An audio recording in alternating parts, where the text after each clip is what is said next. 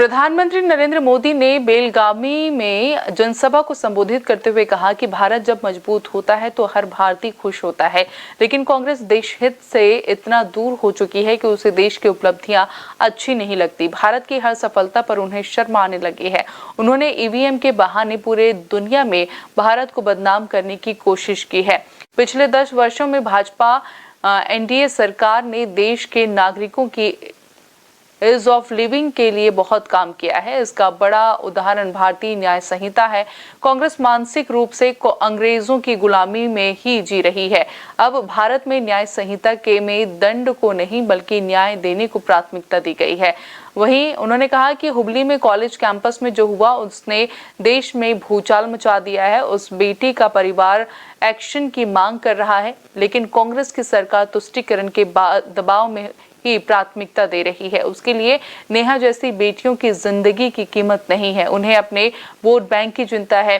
बेंगलुरु के कैफे में बम धमाका हुआ तो भी गंभीरता नहीं आई। उन्होंने यहां तक कह दिया कि गैस का सिलेंडर फटा होगा। कांग्रेस देश की जनता के आंखों में धूल क्यों झोंक रही है। उन्होंने आगे कहा कि कांग्रेस के शहजादे का कहना है कि भारत के राजा महाराजा अत्याचारी थे, वे गरीबों की जमीन छीन लेते थे। कांग्रेस के शहजादे ने छत्रपति शिवाजी महाराज रानी चेन्नम्मा का अपमान किया है।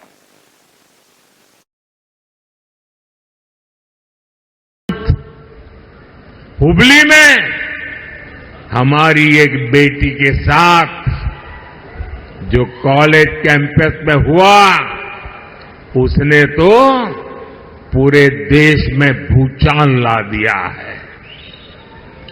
उस बेटी का परिवार एक्शन की मांग करता रहा, लेकिन कांग्रेस की सरकार तुष्टीकरण का दबाव उसी को प्राथमिकता देती है। उनके लिए नेहा जैसी बेटियों की जिंदगी की कीमत नहीं है, उनको तो अपने वोट बैंक की चिंता है। बेंगलुरु के कैफे में बम धमाका हुआ तब भी कांग्रेस ने शुरुआत में इसे लेकर गंभीरता ही नहीं है, यहां तक कह दिया ये तो गैस का सिलेंडर फटा था।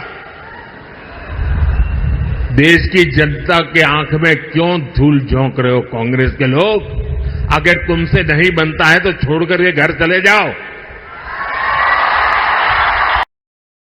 न्यू वीडियोस की अपडेट पाने के लिए सब्सक्राइब करें इंडियन न्यूज को और बेल आइकन को दबाएं। ये है इंदु ब्रॉडकास्टिंग प्राइवेट लिमिटेड और आप देख रहे हैं इंडियन न्यूज, हर पल, हर क्षण, हर सच।